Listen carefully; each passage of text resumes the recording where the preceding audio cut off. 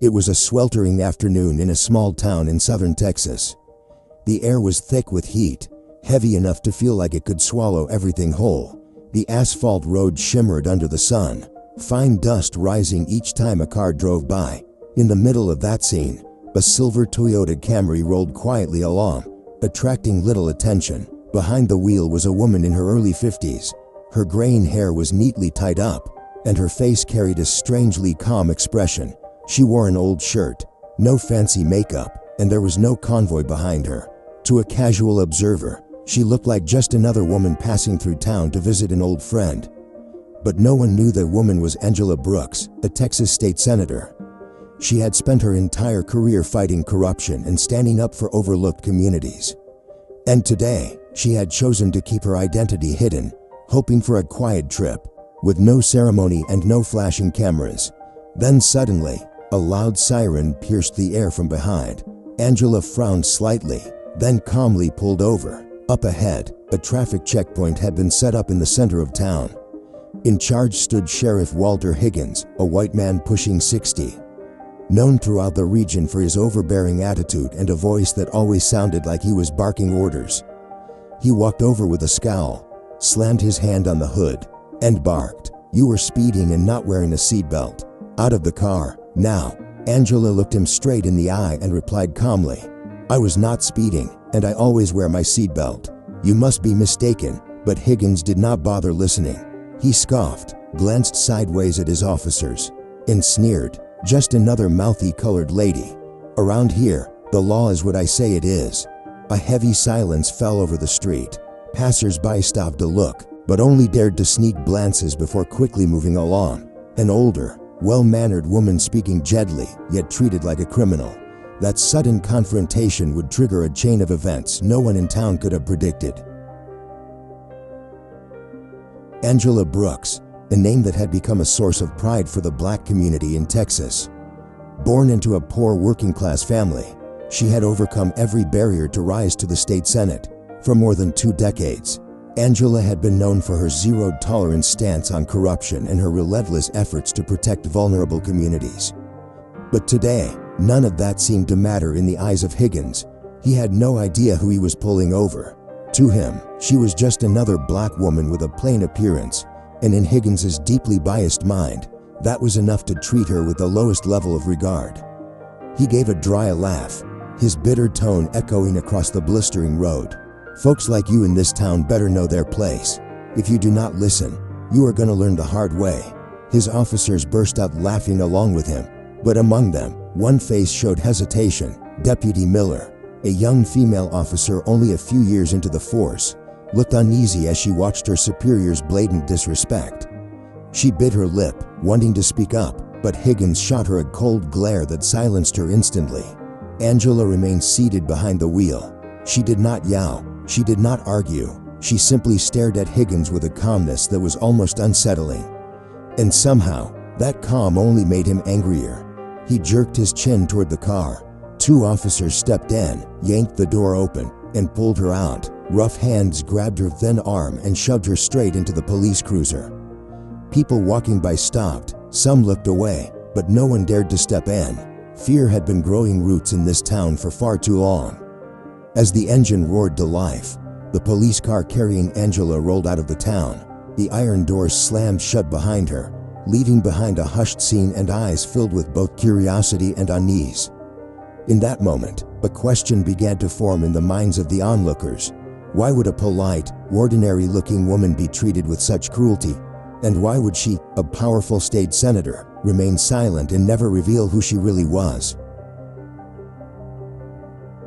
Inside the cramped police car, Angela sat upright, no cries, no signs of panic. She remained silent, observing everything. The look in Higgins's eyes in the rearview mirror. The gruff tones of the officers, even the way they used hand signals to coordinate their story. Back at the station, a report was quickly drafted, filled with accusations Angela had never committed. Resisting an officer, disturbing the peace, failure to cooperate. Each charge was added like a joke, just to make a regular woman look like a criminal. When Higgins slapped the paper in front of her and tapped his fingers impatiently, he said, "Sign it, plead guilty and make it quick." Otherwise, you ain't seen daylight for a few days." Angela glanced at the paper, then looked up and gave a faint smile. "You can write whatever you want, but the truth does not change." That sentence silenced the room for a few seconds. Higgins's face turned red. He slammed the table and shouted, "We will see how tough you are in my jail." He gave the order, and 2 officers led Angela into a holding cell. The heavy metal door slammed shut with a loud thud. But instead of fear, Angela began talking with 2 other black women already locked inside. One had been accused of shoplifting, even though there was no evidence. The other was arrested for being too loud in a supermarket. Angela listened carefully, gently offering encouragement. "You are not alone. What they are doing today will not last forever." In the damp, dim cell, her voice echoed with strength, planting a small seed of hope in the hearts of those women who had lost theirs long ago. The audience slowly began to realize she was not just a wrongfully arrested woman. Angela was gathering living evidence, each story, each crack in a broken system. She stayed silent, not because she was weak, but because she knew the moment to strike back would come. For hours on end, Higgins was like a predator circling its prey, constantly looking for ways to crush Angela's calm demeanor. He kept piling on more and more charges: resisting an officer, obstructing traffic, disorderly conduct. Each accusation was typed at lightning speed, as if destroying someone's life was just another part of the daily routine. The younger officers at the table sat with trembling hands. They knew what was happening was a lie, but none had the courage to challenge the sheriff. Higgins's shadow of power had loomed over this town for far too long. When Angela still remained silent, Higgins slammed his hand on the table and snarled through gritted teeth, "I am keeping you here for a few days, so you will remember what it costs to defy me." The air grew thick, the tension nearly unbearable. The officers exchanged glances, some lowered their heads, others avoided her gaze. Then, just as it seemed the atmosphere could not get any heavier, the roar of engines echoed from outside. A convoy of sleek black SUVs pulled up to the front of the station. Car doors opened, and sharply dressed men stepped out. Word spread like wildfire across the town. "Federal officials are here." The station erupted into chaos. Higgins faltered for a second, but quickly put on his usual arrogant expression. He was about to step outside to greet them when a commanding voice cut through the noise. "I want to see the person you've detained." It was the United States Attorney General. He walked straight through the front doors, not sparing a glance for Higgins, and stopped in front of the jail cell. Angela lifted her head and slowly stood. Her gaze held no fear, only calm and quiet authority. Then she spoke, her voice clear and unwavering. "I am Senator Angela Brooks, representing the state of Texas." In that moment, the entire police station fell silent. The mocking laughs, the false reports, the threats, they all turned into permanent stains that could never be washed away. Higgins's face turned ghostly pale, his lips quivering, while the officers behind him stared at her, as if they had just witnessed a bomb of truth explode before their very eyes. The interrogation room suddenly felt small and suffocating under the presence of the Attorney General. He flipped through the file pages, frowning, then suddenly slammed the stack down on the table. "This is what you call law enforcement? These blatant fabrications?" His voice thundered, and the entire station went dead silent. Higgins tried to force a crooked smile. "It was just a misunderstanding, we were only..." But Angela cut him off, her tone firm, ringing like a bell of reckoning. "This is not just about one illegal arrest. This is an entire system of corruption, built to oppress the vulnerable. And today, the light has found the truth." Each word she spoke landed like a hammer, breaking through the wall of silence that had smothered this town for years. Sweat dripped from Higgins's forehead. Desperate, he pulled out a different file, his signed retirement request from a few days prior, hoping to escape. "I already submitted my resignation. I just want to leave quietly." But the Attorney General replied coldly, "You were still in office when the crimes occurred, which means all benefits are void. And now, you will face federal criminal charges." Like a trapped animal, Higgins began spilling names, one after another. The county sheriff, the local prosecutor, even high-level officials who had long dipped their hands in corruption. He hoped to trade his allies for a shot at saving himself. That night, the entire town was shaken. A large-scale operation was launched under the direct oversight of the Department of Justice. The media swarmed in, camera lights flaring down the once quiet street.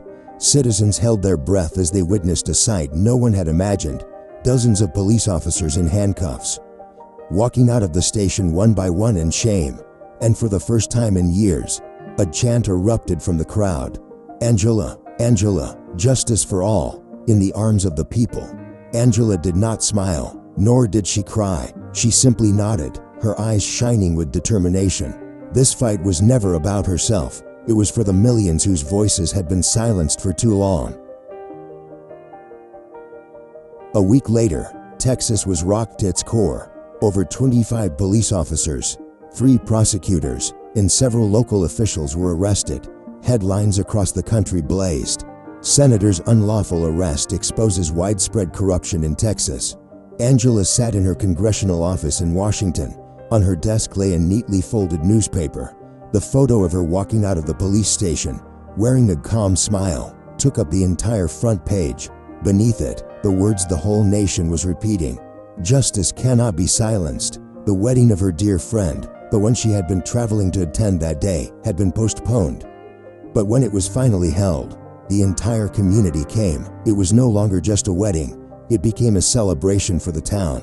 People filled the streets, carrying with them a newfound belief that the truth could, in fact, defeat the darkness. In that moment, Angela understood.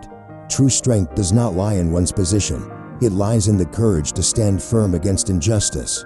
Even a single unshakable torch can light up an entire land of shadows. The story comes to an end, but her message still echoes. One person can shake the system. Do not fear injustice, stand against it. Justice never disappears, as long as we are brave enough to protect it. And if this story touched your heart, do not keep it to yourself. Share it, so that more people believe justice is still alive. Like, subscribe, and stand with us to spread the power of truth, the kind of power that can change the world.